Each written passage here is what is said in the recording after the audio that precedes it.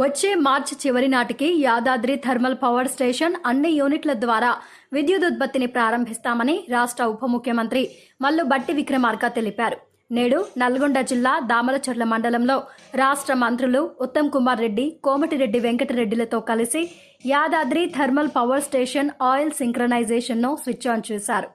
ఈ సందర్భంగా మీడియాతో ఉప ముఖ్యమంత్రి మాట్లాడుతూ ఈ సంవత్సరం డిసెంబర్ చివరి నాటికి 3 యూనిట్ల ద్వారా 2400 మెగా యూనిట్ల సామర్థ్యం కలిగిన విద్యుత్ ఉత్పత్తిని ప్రారంభిస్తామని, వచ్చే సంవత్సరం మార్చి 31 నాటికి అన్ని స్టేజీలలోని యూనిట్ల ద్వారా విద్యుత్ ఉత్పత్తి లక్ష్యంగా నిర్ణయించినట్లు తెలిపారు.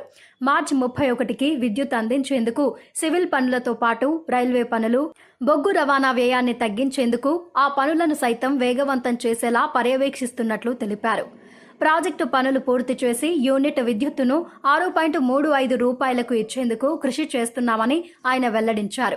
యాదాద్రి థర్మల్ పవర్ స్టేషన్ పూర్తయితే రాష్ట్ర స్థూల ఉత్పత్తి పెరుగుతుందని, ప్రాజెక్టు నిర్మాణానికి ప్రజలు వారి ఎంతో విలువైన భూములను ఇచ్చి త్యాగం చేశారని, అలాంటి భూ నిర్వాసితులకు భూసేకరణ నిధులతో పాటు ప్రాజెక్టులో తప్పనిసరిగా ఉద్యోగాలు కల్పిస్తామని, ఇదే విషయాన్ని అధికారులతో నిర్వహించిన సమీక్షలో సైతం తన దృష్టికి తీసుకువచ్చినట్లు డిప్యూటీ సీఎం పేర్కొన్నారు. 2021 నాటికి 3 యూనిట్లు పూర్తి చేయాలని గత ప్రభుత్వం లక్ష్యంగా నిర్ణయించిందని, కానీ అనుకున్న సమయానికి పనులు పూర్తి చేయలేకపోవడం వల్ల రాష్ట్ర ప్రయోజనాలపై ఆర్థిక భారం పెద్ద ఎత్తున పడిందని అన్నారు. దీనికి ప్రధాన కారణం గత ప్రభుత్వ చిత్తశుద్ధి లోపమని, అంతేగాక ప్రాజెక్టు నిర్మాణాన్ని వేగవంతం చేయడంలో సమీక్షలు నిర్వహించకపోవడం, త్వరితగతిన పూర్తి చేయాలన్న ఆశయం లేకపోవడం అని డిప్యూటీ సీఎం తెలిపారు. దీనివల్ల ఉత్పత్తి వ్యయం పెరిగిందని, గత ప్రభుత్వం 50% దేశీయ బొగ్గును, 50% విదేశీ బొగ్గును వాడాల్సి ఉండగా దానికి విరుద్ధంగా 100% దేశీయ బొగ్గును వాడటం వల్ల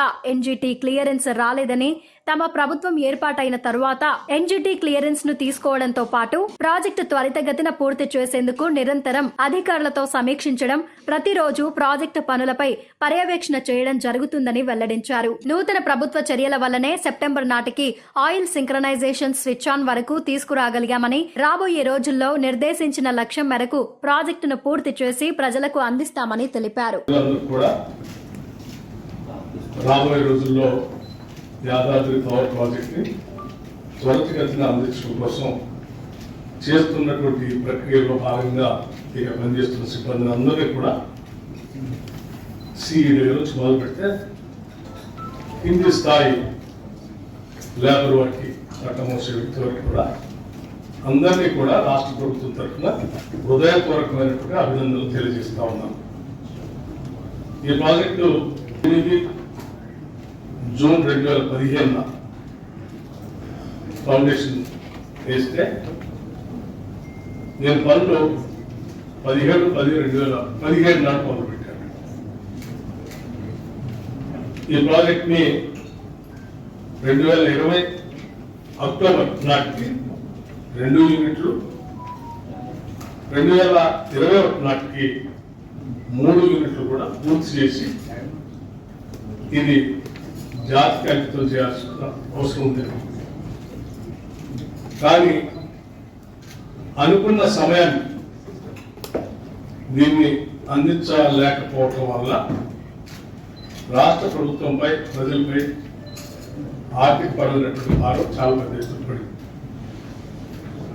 దీనికి ప్రధాన కారణం ఆనాటి ప్రభుత్వం చిత్తశుద్ధి లోపించడం, దీన్ని రెగ్యులర్ గా రివ్యూ చేయలేకపోవడం, దీన్ని త్వరితగతిన పూర్తి చేసి తక్కువ ధరతో ప్రజలకి కరెంట్ అందించాలనేటువంటి లక్ష్యం లేకపోవటం వల్ల ఇది